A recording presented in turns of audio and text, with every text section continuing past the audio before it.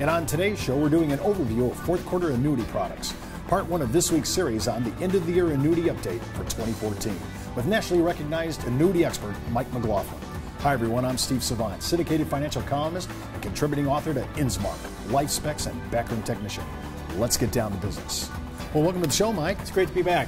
Mike, we're doing end of the year, and I always like it. I know you always have your goodie bag. It's kind of like doing the holidays early when we do the show. So much is happening right now. I mean, we've talked about QLAC in some of our prior shows. We've been talking about this new VOYA product that we're going to get into today. There's a lot happening.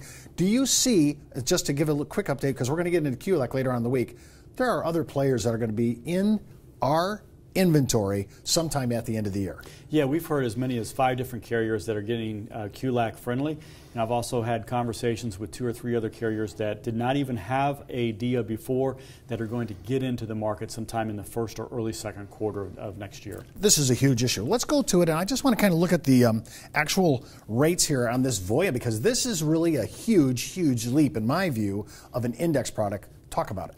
Yeah, I think in generally speaking, not only just VOYA, but I've seen more product innovation in the last quarter than I've seen probably in the last 18 months inside the indexed annuity space, which is great. Even in a low interest rate environment, a lot of carriers are repositioning, trying to get different indices out and things like that.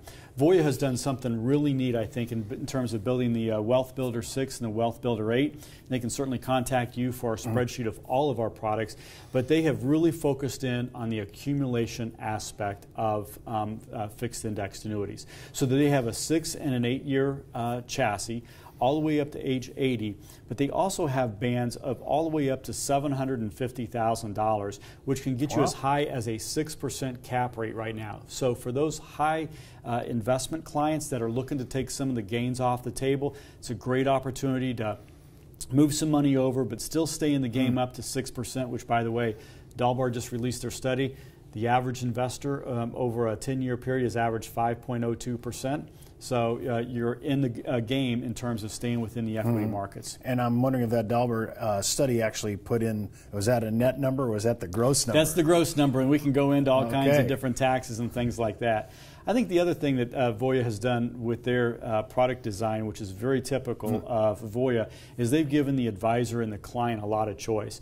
They believe in saying, if you think that the market is going to go up, then you have this opportunity here. If you think that the market is going to be fairly stable, then maybe you want to be in the performance trigger. But maybe if you think that the interest rates are going to go up at some point in time, they have a performance trigger that is hooked up to the LIBOR rate, and you have a multiplier of up to 3.7 or 3.1 depending upon your premium band, but you get a multiplier effect on any changes in interest rates. So as we look down into the future, into the crystal ball for say 3 to 5 years, this is a contract that I think puts you and your client in a great position to act and react to many different market conditions. Now, the way you're describing this seems a little, this is a really edgy annuity product. Yeah, I mean, for VOYA, again, they haven't come out with a whole lot of different innovation, but between this product and several that are going to come out in the first quarter, they will have, I believe it's 5 to 6 different new products come out in a matter of 8 months, which is great for the industry. And you said that you've been in this business so long, and you've said you've seen more activity in innovation in the last 5 years than your entire career. Yeah, I think everybody kind of pulled in their horns a little bit with interest rates, and this gives a great opportunity to go out and tell news stories to different clients. I think this is the one you want, isn't it?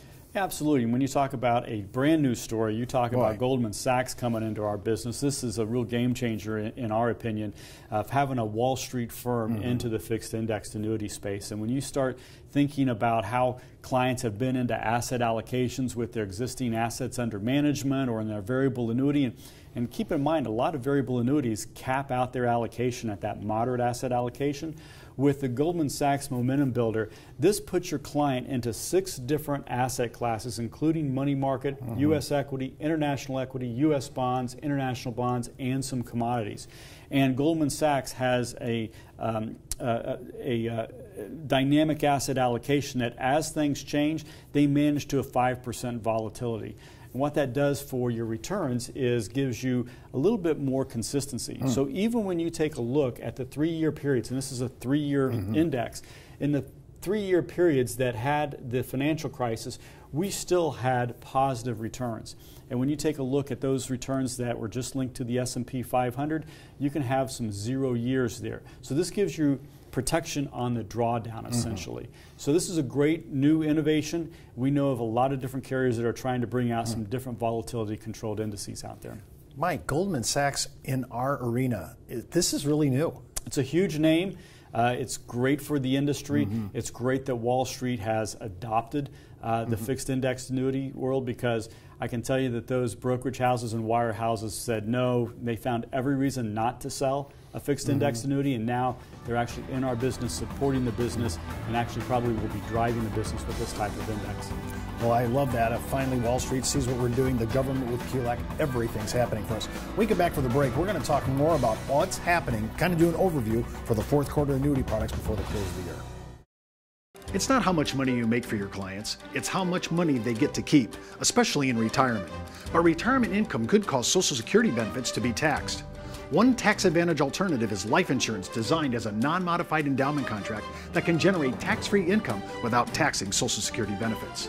These contracts offer differing funding options depending upon your client's risk tolerance. For more information on how life insurance can be part of your retirement planning, just email me at steve@downtobusiness.tv. Brought to you by Ash Brokerage, the practice enhancement company.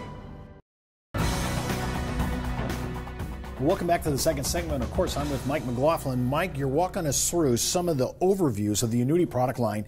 And this stacked income option, I got to tell you, this is kind of an attraction for not only our advisors, because this is a new arrow in our quiver. Walk us through why this is so good, though, for the consumer.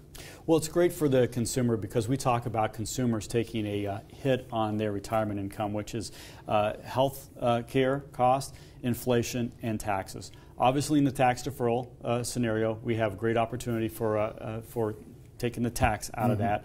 This really attacks the inflation aspect, because when you're looking at building up your income base, not only do you have a 5% roll-up feature, but also 100% of the gains of the index are added on top of that 5%. So you get a better opportunity to keep pace with inflation and get above that normal just 5% growth. So I just want to make sure I understand. So once you earn it, it goes onto your 5, and that becomes your new number? Correct. So if you had a 3% index return at the end of the first year, you've already had that step up of 5, and they stack on top 3%, so your actual roll-up was 8%. Obviously, when you have some great S&P 500 returns, that can be a significant bump in your income. Now, you can start income after 5 years on this particular plan, which is not a long time when you think about it. And this allows you to take, say at age 65, a 5% income guaranteed for life. So if you have a 5% plus you have any type of index gain, your income rider continues to grow, so that next year when you're taking out 5%, your base has actually grown a little bit more. So only for income, though, right? Only not for income. Okay. So it helps you with your income factor in helping offset the impact of So inflation. even though you may lock down at 5% at 65, age 65, you might have the your additional income base gains. may grow, yeah. And exactly. so that base then will be used for your income. Now, after 10 years, you don't get the guaranteed 5% roll-up, but you're still getting gains on top of that in terms of index crediting. And with a 45% participation rate on 100% of the S&P, sometimes that we've seen years of 20, 25%, you can still have significant step-ups, even though that you have a 5% distribution factor. That's a huge opportunity, especially for people who are looking for guaranteed lifetime income and a little bit of growth. Yeah, and still control of their asset. Wow. Exactly. I love that. We're going to, I think, this one. Yeah. Let's talk about this AIG again. We're going to get into QLAC tomorrow, but walk us through this QLAC, because they're really, right now, they're the only game in town. They do have a monopoly on it right now. This was just introduced, the product was just introduced last week. The QLAC legislation took effect on July the 2nd. When I am out with advisors and clients, no one has heard about this yet. And I think that the reason for that is that no mutual funds are allowed to be QLAC friendly. No variable annuities are allowed to be QLAC friendly. So you're really only going to hear it from fixed providers. So what QLAC does, if you're not familiar with it, is that you're allowed to defer $125,000 or 25% of your IRA balances. And that amount of money is not included in your RMD calculation. So you end up saving a lot of taxes. You end up protecting income down the road. You can defer it out as far as age 85. Wow. And there are a lot of different income options within the QLAC to be QLAC friendly. Now, again, if I heard you right, only DIAs, deferred income annuities, not an SBIA, no. not GLWB. No, can't be an indexed annuity with an income rider or anything. It has to be a deferred income annuity. But so many people get mindset locked in that with a DIA, I'm just going to defer it out and I'm going to have lifetime income. That's not the case. A lot of DIAs are very flexible. In this type of case, you have a return of premium feature so that if you pass away before you hit to that income date, you get your full premium back. Now, you lose any interest crediting, but you get your full premium back to protect your beneficiaries. In addition, you can have a joint life or life. You could also do life for 10 years or life and cash refunds. So if you don't exhaust all of your money, you're going to get that back in a lump sum paid to your beneficiaries.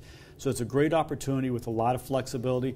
And just like the Great American with the inflation protection, you have an opportunity here to do a CPI-U index with inflation, or anywhere between a 1 to 5% simple or compounded increase. 5 compounded? Compounded. Wow. So that's a great way to help offset the impact of inflation for a lot of retirees. And let's face it, when you get to be age 85, you're going to have health care costs that continue to accelerate, facility costs that continue to accelerate.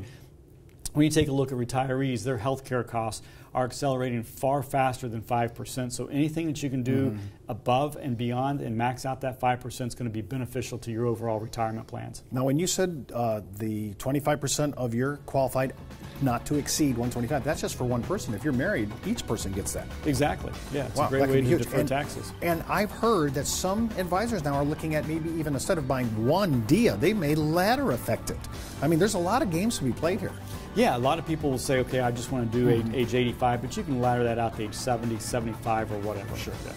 Well, that's all the time we have for today. Remember, before moving forward with any of the ideas on the show, always consult your tax advisor, legal counsel, or your broker-dealer compliance officer. Missed an episode? Just hop out to our video archives. And remember, you could be wiser as an educated advisor. I'm Steve Savant. We'll see you.